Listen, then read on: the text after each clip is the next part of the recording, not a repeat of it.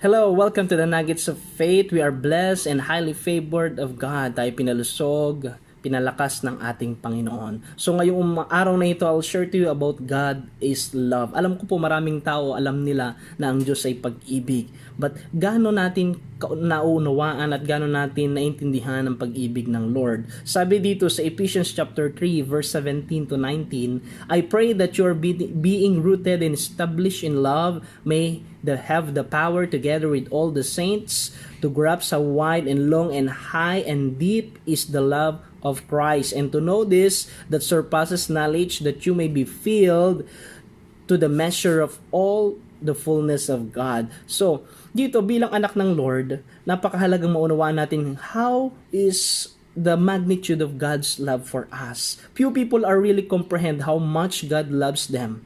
One of the central themes of the Bible is God's love for men, na ang pag-ibig ng Diyos patungo sa tao.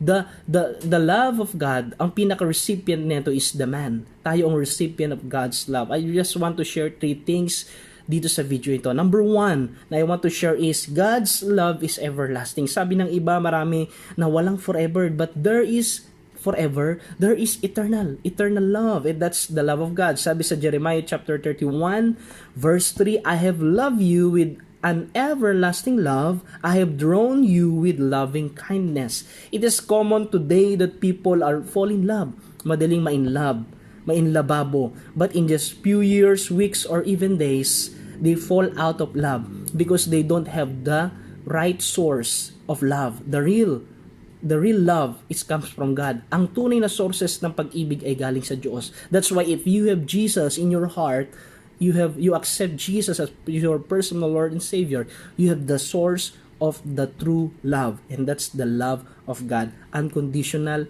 everlasting, and forever. Number 2, God loves for sinners, is for sinners. But sabi niya sa Romans chapter 5 verse 8, but God demonstrate His own love for us in this, while we are still sinners, Christ died for us. Namatay si Kristo para sa makasalanan. Mahal ka na ng Diyos nung makasalanan ka pa.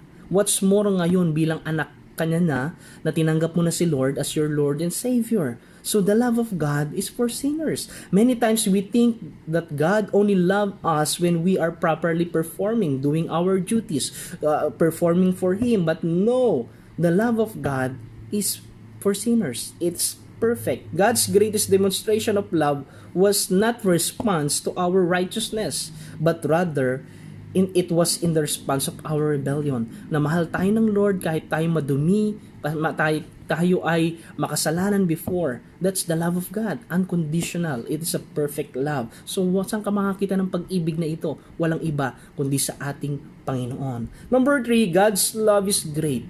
Great kaysa pa sa iyong kasalanan. Kaya may kanta, my sin was great but your love is greater. So, ang sin mo is great but the love of God is greater. Sabi niya sa 1 John 3:1, how great is the love of the Father has lavished on us that we should be called children of God, and that it was we are. So, ito po ang pag-ibig ng Lord. God is greater. Ang pag-ibig ng Lord, any situation, any past, any sin that you have, God is not looking in that, but He is looking in now, yung present mo, na if you receive the love of God, you will be able to see yung greatness ng Lord sa buhay mo. And your past is not counted in you, but yung nakakount is the love of God through Jesus Christ. Yun ang nakikita ng Panginoon sa iyong buhay when you receive Jesus. So, God's love is great. Kaya patuloy kang manahan sa pag-ibig ng Lord because no more greater than the love of God.